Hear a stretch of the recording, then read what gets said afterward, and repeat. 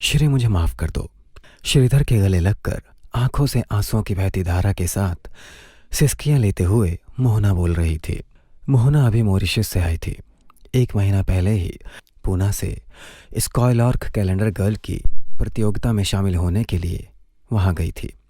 वहां जाने से पहले एक दिन वह श्री को मिली थी। वहीं की यादें उसकी आंखों के सामने चलचित्र की भांति घूम रही थीं।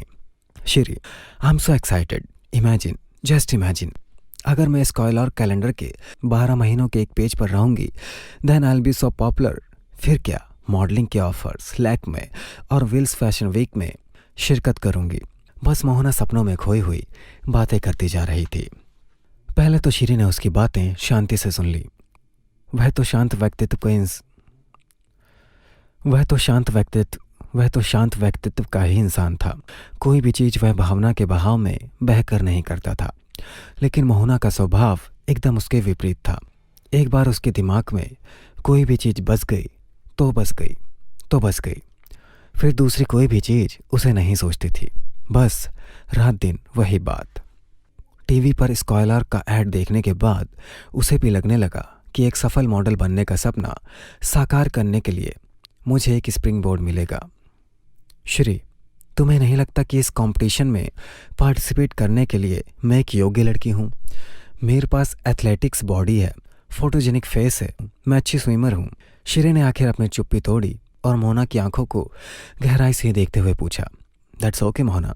इस प्रतियोगिता में शरीर के लिए जो 25 लड़कियां फाइनल होंगी, उनमें भी यही गुण होंगे। वे भी बिकनी में ही फोटोग्राफर्स को हॉट पोज देने की तैयारी में आएंगी। वैसे भी तुम्हारी भी मानसिक तैयारी होगी क्या? Will you be not only ready for that, लेकिन कंफर्टेबल भी रहोगी क्या? श्री ने उसे वास्तविकता का एहसास करा दिया। लेकिन मोहना ने पलक झपकते ही जवाब दिया, अगर मेरा शरीर सुंदर है तो उसे दिखाने में मुझे कोई हर्ज नहीं। वैसे भी मराठी लड़कियां इस क्षेत्र में पीछे नहीं हैं, ये मैं अपने कॉन्फिडेंस से दिखाऊंगी। मोहना ने झट से श्री को जवाब देकर निरुत्तर कर दिया। श्री ने उससे अगला सवाल पूछ लिया, और वह कॉकटेल पार्टीज, सोशलाइजिंग? मुझे इसका अनुभव नहीं है, लेकिन मैं दूसरी लड़कियों से सीखूंगी। कैलेंडर गर्ल बनने के लिए मैं कुछ भी करूंगी। प्रतियोगिता में सहभागी होने की रोमांचकता से उसका चेहरा खिल गया था। फिर मन महसूस कर श्री ने उससे कहा, ओके मोना, अगर तुमने तय कर ही लिया है तो मैं आड़े क्यों आऊं? खुद को संभालो, हार जीत कुछ भी हो, यह स्वीकारने की हिम्मत रखो। मैं इतना ही कह सकता हूँ। श्री का ग्रीन सिग्नल मिलने के बाद मोहना को खुशी हुई थी। श्री के गाल पर किस करते हुए उसने कहा, अब मेरी मम्मी से इजाज़त लेने की जिम्मेदारी भी तुम्हारी ही है। श्री ने कुछ ज़्यादा ना बोलते हुए हामी भर दी थी। श्री के समझाने के बाद मोहना की मम्मी भी तैयार हो गई। मोहना आखिर सभी को अलविदा कहकर मॉरिशस पहुंची। यहाँ पहुंचने के बाद उसे एक अलग ही दुनिया का आभास हुआ। उसके सदाशिवपेठे की पुणेरी संस्कृति से बिल्कुल ही अलग किस्म का यहाँ माहौल था। फैशनेबल स्टाइल में फ्लुएंट अंग्रेजी बोलने वाली कमनीय शरीर की बिंदास लड़कियां यहाँ एक दूसरे की स्पर्धी थीं। इन 30 खूबसूरत लड़कियों में से सिर्फ 12 को ही महीने के एक एक पन्ने पर कैलेंडर गर्ल के लिए चुना जाना था। शुरुआत में मोहना उन लड़कियों से और वहाँ के माहौल से थोड़ी सहमी हुई थी, लेकिन थोड़े ही दिनों बाद वह सबकी चहेती बन गई। सबसे पहले सुबह योगा, फिर हेल्दी ब्रेकफास्ट, फिर अलग अलग साइट्स पर फोटोशूट, दोपहर को फिर से लाइट लंच के साथ अलग अलग फ्रूट्स, फिर थोड़ा बहुत आराम, ब्यूटिशियन से सलाह मशवरा। दूसरे दिन जो थीम होगी उस थीम के अनुसार हेयर स्टाइल, ड्रेसिंग करने की सूचना। शाम सिर्फ घूमने के लिए थी। दिन के सभी सत्रों पर स्कॉयलर के मालिक सुब्बाराव रेड्डी के बेटे युधि की उपस्थिति रहती थी।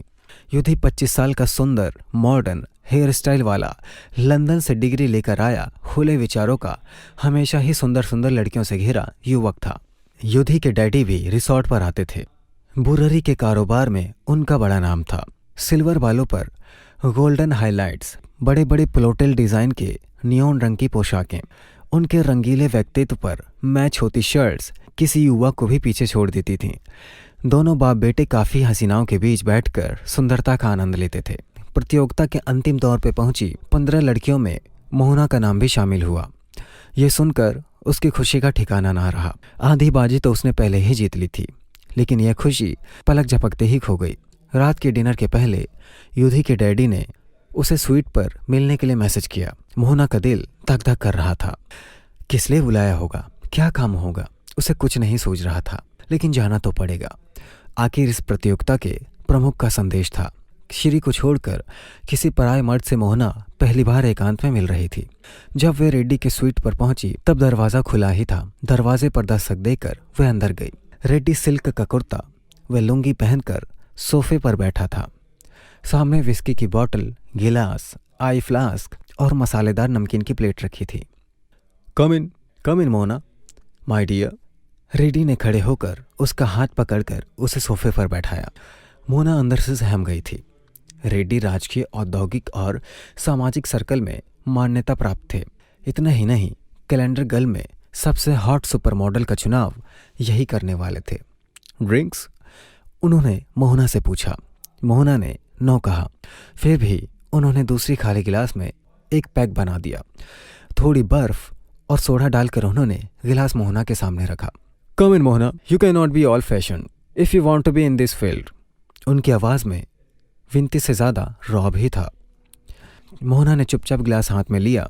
Cheers and best of luck कहकर उन्होंने विस्की का एक बड़ा सिप लेकर गिलास कांच की टेबल पर रख दिया।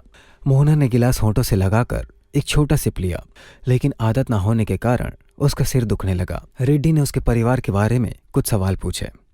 वह एक मध्यवर्गीय महाराष्ट्रीयन युवती है। ये समझने के बाद तो उन्होंने कहा, तुम्हारी हिम्मत की दाद देता हूँ मोहना, लेकिन अगर तुम्हें सचमुच में कैलेंडर गर्ल बनना है तो इतना काफ़ी नहीं। और एक बार अगर तुम्हारी गाड़ी चल पड़ी तब तुम्हें आगे बढ़ने से कोई नहीं रोक सकता। सिर्फ थोड़ा और कोऑपरेटिव बनने की ज़रूरत है। रेड्डी ने विस्की का एक जोरदार सिप लेते हुए सिगार सुलगाई और उसके धुएं में मोहना के चेहरे की तरफ देखने लगे। लेकिन मैंने तो सोचा था लड़कियां मेरिट पर चुनी जाती हैं। Yes merit, but more than ramp, more in bad, Reddy ने हंसते हुए कहा और अचानक उठकर मोहना के पास आकर उसके दोनों कंधों पर हाथ रखा और अपनी सेक्सी आवाज में कहा, जरा सोचो मोहना, तुम्हारे भविष्य के बारे में। मॉडलिंग असाइनमेंट हो सकता है, फिल्म ऑफर्स। इतने में ही दरवाजे पर दस्तक हुई और वेटर खाने की टेल लेकर अंदर आया। मोहना उनके हाथ कंधे से दूर करते हुए उठी और उसकी आंखों में देखकर उसने कहा, I am sorry but I am not that type, Reddy साहब। और दूसरे ही पल दरवाज़ा खोलकर बाहर आ गई। वह उस रात डिनर भी नहीं गई। रात को नींद भी नहीं आई। बाकी लड़कियों के हंसने की आवाज़ रात को देर तक उसे आ रही थी।